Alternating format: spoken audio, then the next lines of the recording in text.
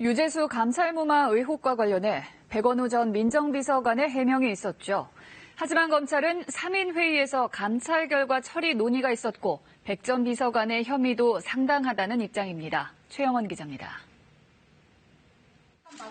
백원우 전 민정비서관은 유재수 당시 금융위 국장에 대한 감찰 무마 의혹 사건과 관련해 최근 검찰에서 참고인 조사를 받았습니다. 백 전 비서관은 유 씨와 친분이 있는 김경수, 윤건영, 청경득 등 여권 핵심 인사들과 감찰의 최종 책임자인 조국 당시 민정수석 사이에 연결고리라는 의혹을 받아왔습니다.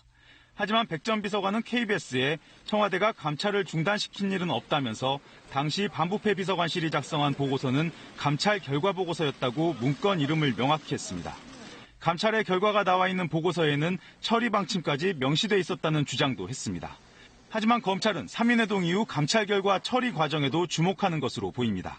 이른바 3인회동 뒤 백 전 비서관이 유 씨의 감찰 사실을 소속 부처인 금융위에 알렸고 금융위는 유 씨의 사표를 받는 선에서 사건을 마무리하기로 했는데 이 과정에 문제가 없느냐는 겁니다.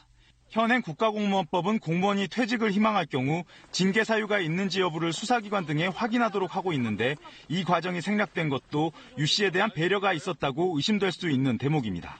이와 관련해 검찰은 백 전 비서관의 주장이 당사자의 일방적인 입장 표명일 뿐이라며 혐의 입증에는 어려움이 없을 거라는 뜻을 내비쳤습니다. 검찰은 이미 박형철 비서관과 백원우 전 비서관의 진술은 확보한 상태입니다. 남은 조국 전 장관에 대한 조사를 마치면 검찰이 보는 당시 감찰 무마 의혹의 범위는 더욱 좁혀질 것으로 보입니다. KBS 뉴스 최영원입니다.